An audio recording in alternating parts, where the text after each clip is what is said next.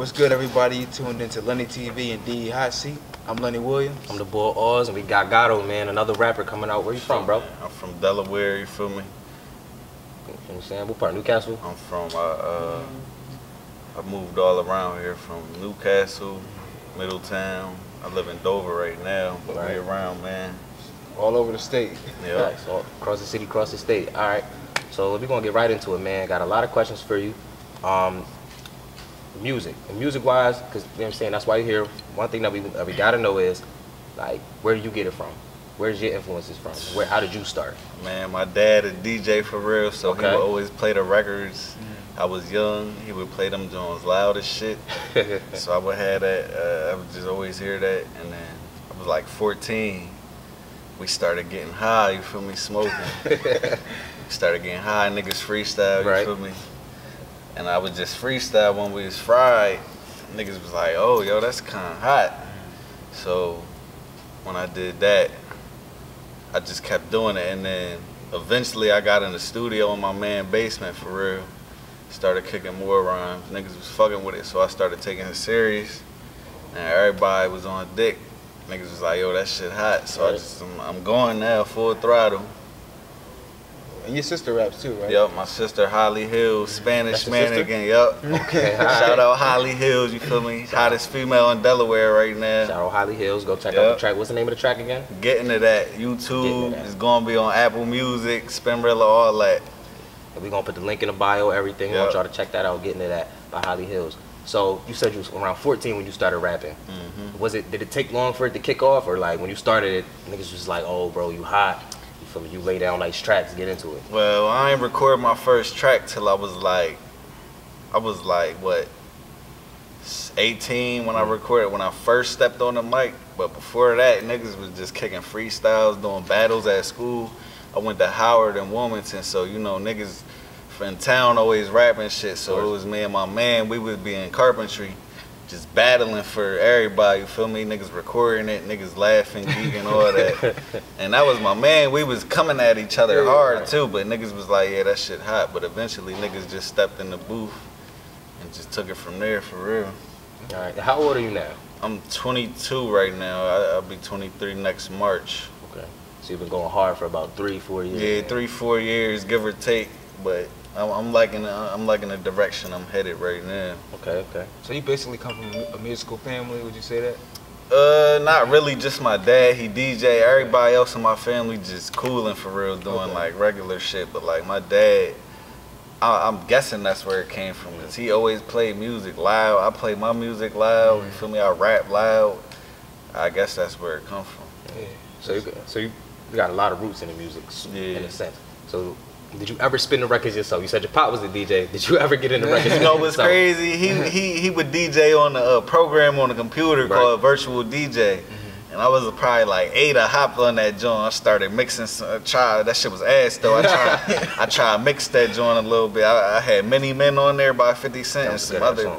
Yeah, but you feel me? I hopped on there once. I feel like I could do that shit though for real. If it ever came down to it, I could probably be a DJ. But I'm gonna just stick to rapping. Stick to rapping for right now. That's what I do right now. Seem to be working for you for right now. Yeah, man. Right, most definitely. Your track Getting to That was hard as shit, man. Hey, so thank you, man. I'm trying to tell you, when you were writing that song and the beat was coming together, was you like, man, I'm gonna drop this shit, like it's gonna be fire? Like, what was going through your mind when you Well, for real, we was in the studio. Shout out Fareez too, my engineer and my bro. He's singing all that. He work at Atlantic Records and shit. Shout out Fareez. We was all in the studio. They was smoking, getting high and shit. It was like 5 of us in there, cause I don't smoke. I'm on probation. They was smoking, getting high. I threw the beat on. Shout out Chef Tate. He my producer. He make all my beats. Nigga is flame. Nigga like 18. You feel me? But yeah, we was all in the studio. Everybody getting high. We threw the beat on. You know what I'm saying? I had my verse already written, and then me and my sister recorded the track, and then everybody was like, "Yo, this shit hot!" Like. And you feel me? I don't know when my shit really hot, cause I think all my shit hot, but that's how I'm supposed to feel, you feel me? But I go off everybody else's reaction, so everybody was like, yo, this shit hot. So then niggas was like, yo, you should shoot a video for this joint with her, cause y'all don't got no videos for real, no original shit. They was like, that joint probably buzz for real. So I hit up the cameraman, shout out Jet Phoenix, you feel me? Hit Jet Phoenix up, Got that joint done in like 2-3 weeks. Just dropped it. That joint, alright though. That's a good ass song, man. Yeah, you put a lot of energy into that joint. So I want to know, like, where does that come from for you? Cause you know it's hard to fake stuff like that. You know, a lot of energy like that. You know. That's just me, man. Like energy, even when I'm on the court balling, nigga, I'm just running around and all that. But like that energy, that's me. Everybody that know me, they know I'm funny. A couple of my bars is funny in that joint. For me, I say some funny shit like, "I fucked the bitch and you ate the ass." That's real shit though. You feel me? Like, but that's me. Like that energy and shit. Right. I'm energetic. I can't hop on the track like niggas be on the track high and just I don't know, man. I gotta come hard. Yeah, I feel you. You feel me? So then let me ask you this: since you're not one of the types that come on and just when it comes to mumble rap. Where is your standpoint on mumble rap? I mean, I fuck with mumble rap. Everybody got their lane. Right. So niggas gonna cater to what they best at, but I don't really fuck with mumble rap. I ain't gonna lie.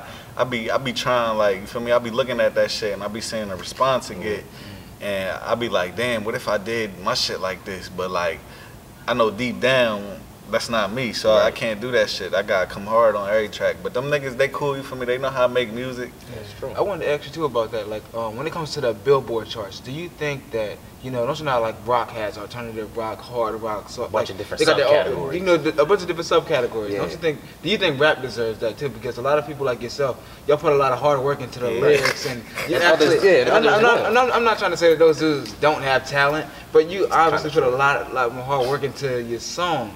Now, when they like, I can go on in the studio and do dun, dun, dun, dun, dun, for life, dun, dun, dun, dun, dun, dun, like, but people will F with it because the beat is hot. But I'm just saying, if I just go into the studio and I never rapped before and I do something like that and it's a hit, you probably will feel some type of way. You know what I'm saying? Because all the hard work years and hard work you put into it. So do you think it deserves its own subcategory? For real, I thought about this before. I was actually on Spotify. And I seen that they had categories, right? And they had my man Future up there, and the category said turn up. So I don't know, like that could be one. That's kind of cool. You feel me? I fuck with that. That's kind of cool. But like as a whole, I would say that is rap, but it's just like it's a different type of rap. Like you said, they got rock, alternative rock, soft rock, shit like that. It'd be possible for somebody to make categories, but like. For me, I just look at all that shit as rappers. If you got chains on your neck, you got, you feel me, you on the track, the 808s popping, you feel me, you're a rapper to me. Like, I don't know, that's just how I think. So it's not, so for you, it's about like how they presented their image, like everything that goes into like rap. if you doing shit that niggas in hip hop do, you're a rapper. Like, you feel me? That's true. That's very true. So let me ask you this, because you're more of a lyricist than like a go with the flow type of mumble dude. Right. So golden age of hip hop, I want to say the 90s, right? How do you feel that compares now? You think like they will survive, or like that lyrics are still surviving now, or is it becoming more of a mumble rap type of game? Well, you gotta remember, like every so often, shit changes. Like, you feel me? Every like 5-10 years, shit gonna change. So like 5 years from now, shit gonna be way different from what it is right now. So like, I say we leave that where it was, you feel me? Like, leave the 90s in the 90s. Like, even basketball changing the league and shit. Like, shit just changes every so now and then. So, I mean, that was cool for the time. I don't listen to that, though, honestly. Like, they cool, they hot. They was hot back then. I don't listen to that, though. Oh, damn, you don't listen to it at all? I mean, like... I have, because that's what my dad was playing and but shit. It's not your generation. But that's not what I grew up listening to. Like, I grew up on, like, Wayne. I grew up on, like, T.I., you feel me? So you grew up on the Southern influence. The dudes that was popping when we was growing up. But, like... my favorite rapper, Wayne, like, I know most of his songs, you feel me? That's and that's where I get my craziness from, I think. Like, he just rap crazy and spit bars. That's where I get that shit from. But, like, that's my favorite rapper, like. So that's what I really grew up on, Wayne, and, like, shit from, like, early 2000s and shit. I don't really fuck with, like, I fuck with R&B, but, like I said, I'm an energetic nigga. I need you to hop on the track. All that slow stuff. Yeah, I need you to hop. It's cool for when I'm with my bitch and shit, but like, I need you to hop on the track and just spit and get raw. Like, you feel me? That's the type of shit I get. Because I like growing up, I remember. Well, let me see. Because my pop, the stuff he listened to in the '90s, I remember listening to Tupac, Eminem, DMX, Jay-Z. from the late, I'm gonna say mid '90s to the early 2000s, that hardcore gangster rap, and it was just straight lyrics and bars and telling stories about the struggle. And then the reason I said where you brought up with the Southern rappers, because when they kind of came in, Lil Wayne and I'm gonna give Lil Wayne his just due though, because he came in a little earlier. Yeah. But people that did the songs like Hurricane Chris and To Millionaire and people like that, that influence, that wave came around 2005, 2006. You notice the game started to change. I seen you put that shit on the gram too. The game started to change, and I give it. Look, when you go to the club and the girls partying to it, you're gonna party with them because the beat is always hot. But lyric-wise, it's like I don't fuck with it. That's just me. You know what I'm saying? But that's why I was asking. Like, do you think you were influenced more by the Southern movement growing up? Even though I don't think you sound like them, I think you got some. I mean, like I fuck with it. I fuck with what they doing, cause like doing music, I understand that you got different types of music for different type of moods. Sometimes you sad, you want to hear some, like, you feel me. Sometimes you want to party and hear some club shit. This even happened back in the day when it was your lyricists, and then you had niggas just making turn up songs like MC Hammer and shit, just making straight turn up shit. That's how I look at it right now. Like I said, everybody rappers, but like you gotta cater to whatever your lane is. So if niggas want to make songs just for the flow and for the, you feel me, the club, niggas don't want to hear lyrics in the club. You drinking, you trying to fuck with the bitches, like you want to hear, you want to get you turned. Like you feel me. So like I don't know, they influenced me to a certain point, cause like I like that music. That music is hot. Like, hey, baby, like, you feel me? All that shit go. But that's a good point you make, because that shit didn't start happening until the Southern rappers came through. So what region do you think gonna take over next? Because we had the East Coast, West Coast, right? The Southern, look, the Southern influence is still there. I still see it. Everybody still see it. What do you think is gonna take over next in the next 5 to 6 years? I mean, Atlanta hot right now. Atlanta like, is a lot hot of niggas coming out of Atlanta right now, and them niggas is like on top right now for real. I want to say East Coast, cause that's where I'm from. That's the music I fuck with the most. Like another one of my favorite rappers, Meek Mill. I watched the nigga come up from the bottom. You feel me? So I gotta respect it. And he be spitting that song "Blow Up." He just came. That shit hot. Did you get the Meek and Music joint? He dropped like 3 songs on a little mixtape. Nah, don't get that joint. You talking about? Oh yeah, I got that joint. Slay left out. Yeah, I got that joint. But yeah, I want to say the East Coast, because the East Coast niggas is actually spitting, and then they could make that turn up music you want to listen to. So it's like, I fuck with the East Coast. I want to see them win, but right now, Atlanta and the South got it, I think. A lot of niggas is coming out from down there. Now, I heard through the grapevine that you used to have some rap beef with a couple people coming up. Is that true? You don't got I probably beef with like one nigga out here, but that shit wasn't about nothing. He dissed me, and for real, he was my young boy for real, and he dissed everybody that was hot in Delaware. So it was like the tracks. Yeah, he dissed everybody that was hot in Delaware. So like, I woke up one day, I checked my phone, niggas like, yo, you heard that joint? I'm like, what? I'm like, ain't nobody diss me. Like, niggas know what's up, but I listened to that joint, he went hard. So I'm like, damn, that shit hot. That shit started buzzing. When it started buzzing, I was like, oh yeah, I gotta say something. Damn. So like, how that happen? Yeah, this is around like when I first started rapping for real. So I heard that joint. I hit my man up that we was in his basement recording. I was like, yo, bro, I got get in your basement real quick and cook something up. So I went over there probably a couple days later. And I engineer right now, you feel me? I know how to mix and master music. So when I went to his basement, that's the first time I ever touched my own track. You feel me? So I went to my man's basement. I recorded that joint overnight. Got the beat from Chef Tate, of course. Shout out Chef Tate. Got the beat from Chef Tate. Just wrote like, what, 28 bars about the nigga. Shout out JB, that's the nigga I'm talking about that dissed me. He dissed everybody back to back. Feel me? So I went in my man's basement, recorded that joint, and nigga, everybody was asleep. I did that shit, took me like an hour to really go punch in and keep going back and forth, so I did that. And then I mixed it a little bit. I was like, I don't even know how the fuck I knew how to mix that shit. It just came out of me. It just came out of me that night. Shout out to Pops. Yeah, man. It came out of me that night. So I just learned how to mix that shit. put a preview up on Twitter the next day. Niggas was like, oh, you gotta drop that joint. And the quality was I be listening back to it, the quality was trash, but what I was saying, it was real shit. Like, so I put a preview on Twitter. Niggas was fucking with it. I dropped the real joint. They was like, yeah, Gado got it. Gado win. It's the rap after that. Yep. And then he dropped another diss, and I was like, man, I ain't rapping anymore, dog. It was hot. His second diss was hot too. Shout out Kim Masters. He dissed me and Kim Masters. But you feel me? It's all love at the end of the day. I ain't got no real beef with nobody out here. It's all just music at the end of the day. Yeah, because if I'm not rapping with you, if I really got beef with you, but like, yeah, shout out JB, man. He did his thing on that track. And I'm glad you said that because I want to ask you something now. Because in our world, like, it's getting, you know, increasingly more violent. You know, kids are still shooting. A lot of people, it's getting bad. You know, everybody. So, would you say that as an artist, as a rapper? That your lyrics have any influence on that in any type of way? I mean, at the end of the day, what I'm rapping about is what I've seen or what like I'm doing with my niggas. So like, I'm not saying, and I think about this all the time, I'm not saying I'm the most influential nigga to listen to. I'm not saying let your kids listen to my shit.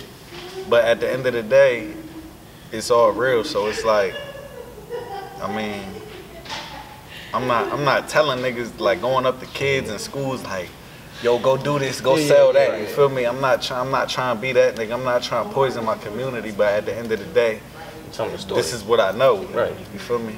Absolutely. Definitely always heard that. And you're right about that. And then you know it's funny though, the black crime rate is actually it actually went down from what it used to be. The good thing I would say about what the Southern hip hop influence did. The good thing I say about that is that the gangster rap did decrease. Yeah, you know it got sweet. Yeah, you know what I'm saying? Because you know, in the 90s, early 2000s, that influence, you know what I'm saying? Because my pop was part of the influence too. They was out there gangbanging all the time, and it was just crazy. And the black crime rate was up. But you know, I don't want to say because the music is down, but it does play a part into it. And so, like, you know, thank God for the party music. The kids, they just smoking weed and just getting high and being lackadaisical. So.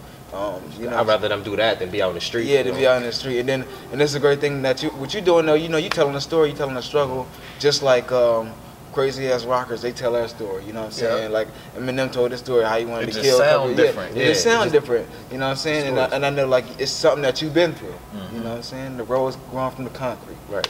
Tupac said that. So, hey, so everything that you spin like is 100% like authentic, correct? I mean, it's real. Sometimes, and everybody do this. Sometimes niggas going to exaggerate, but that's for the music. For the most part, everything real, huh? Cause I don't even feel good writing some shit in my phone and that shit don't make no sense. Right. And then say it, and then niggas would try. You seen what happened to Slim Jesus? Niggas gonna try you if they think you shit. Yeah. All right, come on. Cause they can smell it. Like you can sense, like, all right. He's not real, you know. I wouldn't even feel right with myself if I was writing some like fugazi shit, but and like a lot. Sometimes I go on a track and I fuck with turn up music, man. I really fuck with turn up music.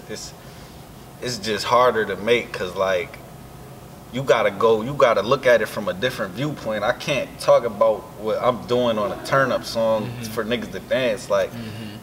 That shit is different, but like. We getting better every day at it, man. You know. I see you're a fan of Matt Ox, young boy. Shout out Matt Ox, man. That's my young nigga right there. I respect that nigga because number one, he young as shit, and he doing his thing right now. I thought he had one video. This nigga got like 6, 7 videos, like, and he in the hood with it. So like, and niggas is respecting him in his hood. He a little 12-year-old, 13 white boy, you feel me? So I respect him. And this shit kind of turned. It is. I didn't know it was serious at first. When I first saw the first video, I didn't know it was real. I thought it was just I thought it was a parody. Yeah, Then I YouTubed him. He really do this shit. He got like all these views. I'm like, yeah, young boy doing something. Yeah, he is. I can't lie. Shout out Matt Ox. Well, let me ask you something. In terms of collaborations, because as an artist, you want to keep coming out with new music. Do you have anything coming out, like with maybe not coming out, but other artists that you want to get a collab with, you know, to get your name out there? One artist out here that I love to work with is Ken Masters. Okay.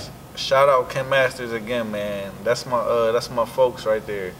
I love working with that nigga. Number one, Cause every time I link up with him at the studio, I know we about to make some heat. Like, I know we about to make some heat. Number two, I respect his lyricism because he don't write. He go in the booth and freestyle everything. I did not know that. I have never seen this man write. Like, shout out Ken Masters. Damn, so like at the top of his head. Yeah, I didn't know that. He just go in there I know that. and he rap. And I'm just sitting there looking at my bars like, maybe I gotta rewrite this shit. But like, he go in there and he just rap. I gotta respect that shit. Cause like, I can't do that shit. I don't know many people that can do that shit. And I've never seen a nigga write. Like, that shit's amazing to me for real. So shout out Kim Masters. But it's a lot of artists out here I would work with. But I'm open to work with everybody for real. But you just gotta hit me, man. I'm around. Absolutely. Do you think the Delaware music scene is becoming more popular? Yeah, it really is. Cause when I first started rapping, it was probably like 5 rappers out here, and now, nigga, my next door neighbor rap, the nigga upstairs rap, that nigga rap. You feel me? So it's like, it's influencing a lot of people, and a lot of people listen to my shit, and then they be like, yo, bro, I wrote something. Can I let you hear it? And you know, my ears always open. You feel me? So it's really going to get bigger and bigger and bigger. And one thing Jet Phoenix told me, shout out Jet Phoenix, he said he's been a lot of places, like over the world, and he said Delaware has the most talent. And that shit hit me like, damn, nigga, you done been everywhere. And you said this little ass state got the most talent. And he was like, cause there's no sound. He said everybody in their own lane out here. There's no sound. So like, the shit gonna pop. It's gonna take off sooner or later. I just don't know when. So, from what I'm hearing from you, you sound like you a real down-to-earth dude. Like, you're willing to work, you're willing to collab, you know, you're not one of them type. A lot of dudes who have a little bit of fame to them, or who worked up and got a name, they Hollywood, you know, they, no, I don't want to work with you, but you don't see yourself as that type of dude, do you? I mean, nah, but like, at the end of the day, if you want to work with me, it's a business at the end of the day. So I do got a price tag on working with me. Excluding a few people, but I do got a little price tag, you feel me? But that's just for the sake of me taking time out my day. I do shit every day. I'm busy every single day. So for me to take like 3-4 hours out my day and get in the studio with you and cook some shit up, and I give niggas beats, like I need something, you feel me, to compensate for that time, because I'm doing shit every day. But like, I'm not Hollywood. Everybody know that. You see me, you hit me in my DM, I'll hit you right back. Everybody know. I'm not one of those dudes, man. I don't even know why niggas is like that. We all in the same place. We live like 30 minutes away from each other. And you know what I'm saying? I don't get that, man. But it's to each his own, man. All I gotta tell niggas, if you want rap, if you want to do whatever you do, just stay in your lane, man. Don't try to be like nobody else. Just be real with yourself, because at the end of the day, you're gonna respect it more. And the shit is concrete at the end of the day. So, and if you feel like giving up, don't do it. I feel like giving up plenty time. And recently, I've been going through some shit, but you just gotta keep working, man. At the end of the day, the work gonna show. You just gotta keep pushing and believing in yourself. Don't let nobody steer you off. Just do you, man. I said, Gado hit the lotto, got these niggas mad as shit. Seen him walking with his chick, then she tried to grab my dick. Only reason that she fuck with you, cause you passionate. Only time she really hit me up is for that magic stick. You are like a butter knife, I'm something like a bayonet. Weed purple, raisinets. If you got some money to put up, you better place your bet. On my mama, I swear to you, I'ma make it next. Niggas couldn't walk in my shoes or even take a step. Headshots only, so there ain't no need to take a vest. Feeling like a major threat. Niggas always faking like a bitch when she hate the sex. Money over, I ain't even gotta say the rest.